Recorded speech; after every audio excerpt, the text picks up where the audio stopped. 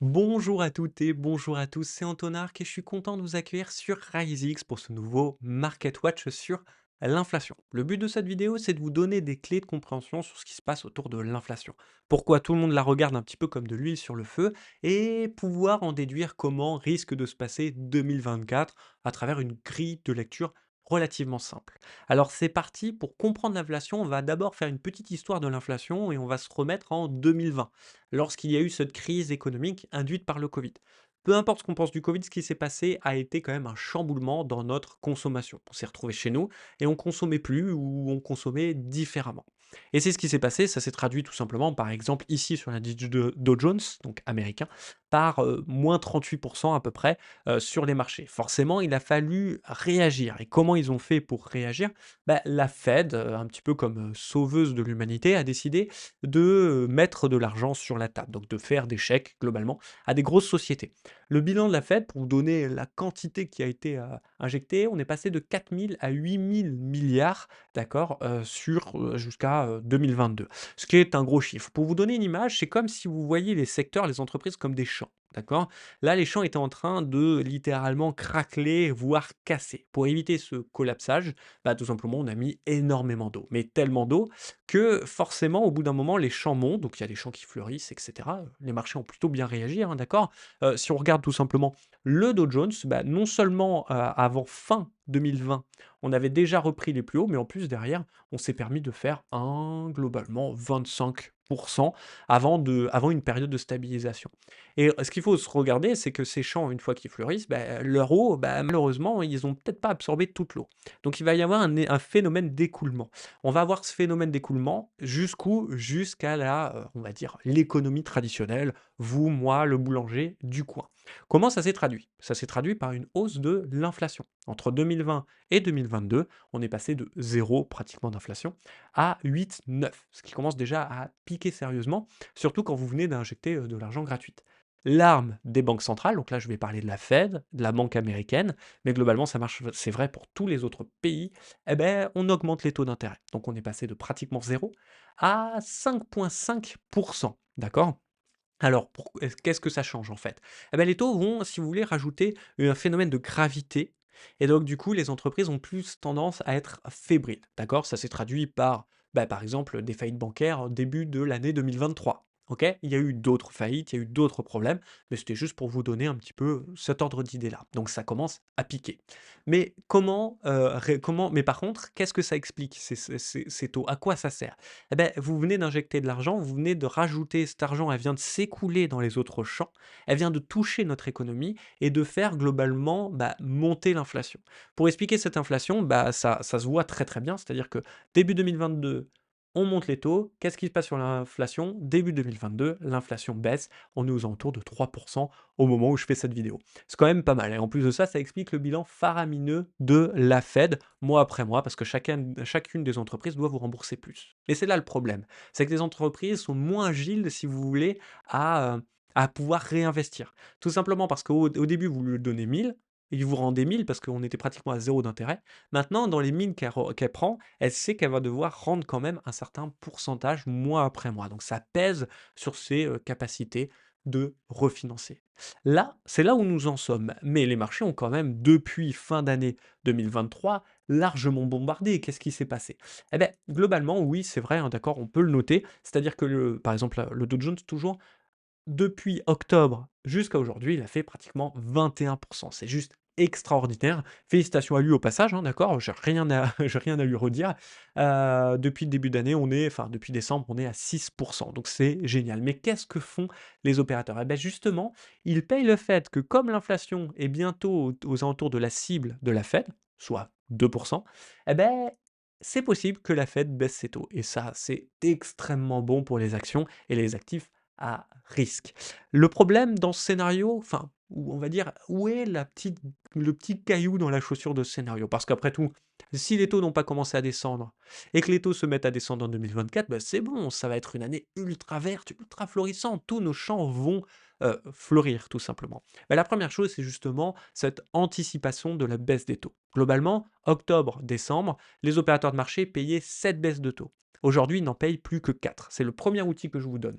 Le premier outil, c'est le Fed Watch Tool. Ne vous inquiétez pas, il est dans la description. Globalement, vous avez les réunions de la Fed avec, tout simplement, on va dire, bah, les prochaines réunions de la Fed et les, grands opérateurs de marché qui se mettent d'accord en disant: «Oui, alors oui, il y aura plutôt une baisse des taux vers là, plutôt une baisse des taux vers là».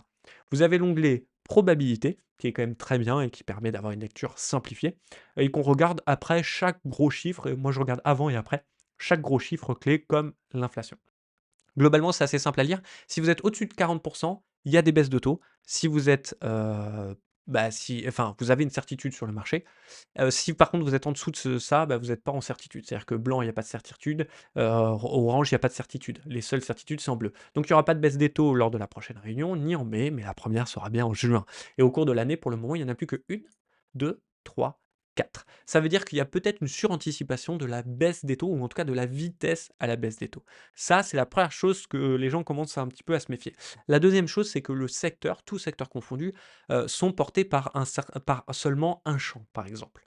Le champ, c'est des secteurs, OK? Eh ben, il y a des secteurs qui ont tendance à surperformer et à nous avoir fait gagner, par exemple, 5 dernièrement sur, les indices quels qu'ils soient. Et il y a des champs qui sont vraiment pas bien, qui commencent à vraiment souffrir de la hausse des taux. C'est comme ça qu'il faut le voir. Donc malheureusement, il y a un temps où on va pas pouvoir trop jouer longtemps avec ça. Globalement, aujourd'hui, le monde est gouverné par Nvidia. Peut-être que ça sera une autre société d'ici quelques jours, je n'en sais rien. Et en France, par exemple, ça va plutôt être le luxe ou Air Liquide. Donc finalement, il y a très peu d'actions qui arrivent à corréler le marché. Donc c'est assez troublant. La deuxième chose, c'est est-ce que l'inflation va vraiment revenir à 3? Pourquoi je vous dis ça? Je vais vous donner juste 2 exemples, d'accord? Le premier exemple, c'est 2008. 2008, on a eu une baisse de l'inflation, puis derrière, on a eu une première hausse de l'inflation et derrière, on a eu une deuxième hausse de l'inflation. Un autre exemple, c'est 1977, crise, donc hausse de l'inflation, là on était à plus de 10, baisse de l'inflation et derrière qu'est-ce qui s'est passé? Hausse de l'inflation, on est pratiquement arrivé à 15. Donc si ça se trouve, bah, malheureusement, l'inflation n'est pas finie, OK? Comment lire l'inflation? Alors, il y a 2 chiffres de l'inflation. Globalement, il y a les hop, je vous mets ça, il y a les indices de prix à la consommation. Ça, c'est ceux que vous connaissez, basés sur, en France en tout cas, sur le fameux, caddie INSEE, d'accord? Et donc, globalement, quand l'inflation baisse, c'est cool et puis quand elle remonte, c'est pas cool. Le deuxième chiffre, c'est le PCE, d'accord? On a aussi des PCE, mais c'est encore plus important aux US parce que tout simplement, c'est la première économie qui, pour le moment, baisse. Le PCE, globalement, c'est des indices de prix à la consommation où on a soustrait le logement et les énergies. Donc autant dire, il est un petit peu simplifié. Déjà, première chose intéressante, je vous le donne comme ça en 10 secondes, les PCE baissent, les indices de prix à la consommation stagnent. Alors attention, ça ne veut pas dire qu'ils vont pas baisser, j'en sais rien. On les voit stagner. Ils sont passés de 3,1 à 3,7, 3,1, 3,4, etc. Quelle est la différence? Eh bah, globalement, on peut considérer qu'aujourd'hui, enfin depuis en tout cas juillet 2023, on est plus dans une inflation des prix, donc saine, d'accord? Alors qu'avant ça, on était vraiment dans une inflation monétaire. Vous savez, cette histoire de champ avec de l'eau. C'est exactement ça. OK. Et maintenant que vous savez où trouver les chiffres, donc investing, calendrier économique, tous les 15 jours, vous avez des chiffres sur l'inflation. Maintenant, quelle est la petite grille de lecture que je pourrais vous donner? Elle est assez simple, la grille de lecture. La grille de lecture, c'est si l'inflation monte, alors dans ces cas, on serait dans un scénario d'une petite correction sur les indices à risque. Par contre, on serait aussi dans une hausse du dollar qui est en train de se chercher un petit peu. Si on regarde graphiquement, ça nous amènerait où cette histoire? Eh ben, globalement, on a l'indice Dow Jones. L'indice Dow Jones, s'il corrige jusqu'à ses derniers plus hauts, on est sur du moins 6%. Et si on corrige sur les plus hauts avant le octobre, donc les derniers plus hauts, globalement, on corrigerait jusqu'à maximum 10, ce qui est pas forcément dramatique. Va falloir surveiller ça, OK? Donc ça ferait ça, une hausse de l'inflation. Le dollar, lui, sur des unités de temps assez longues, on peut voir qu'il est en hésitation. Globalement, il est dans un grand range avec des plus hauts qui sont vers 106, 107. Si on a une baisse de l'inflation, si on a une hausse de l'inflation, pardon, on aura éventuellement une hausse du dollar jusqu'à ces cibles-là, d'accord? Si on a une baisse de l'inflation, vous avez compris, c'est l'inverse. Les dollars va plutôt aller retourner vers les 100, 101, alors que les indices, eux, vont plutôt monter. La seule peur que j'ai dans tout ça, c'est qu'on maintienne comme ça suffisamment haut et qu'on passe de ce que j'appelle euphorie à peur sur les marchés, d'accord? Globalement pour ça, j'utilise cet indicateur, de pareil, je vous le mettrai, dans la description, pas de souci. Pour le moment, on est en extreme greed, c'est-à-dire ce que j'appelle euphorie. Alors vous inquiétez pas, on n'est pas non plus en extrême, extrême, on n'est pas vers les 100, les 90 et cetera.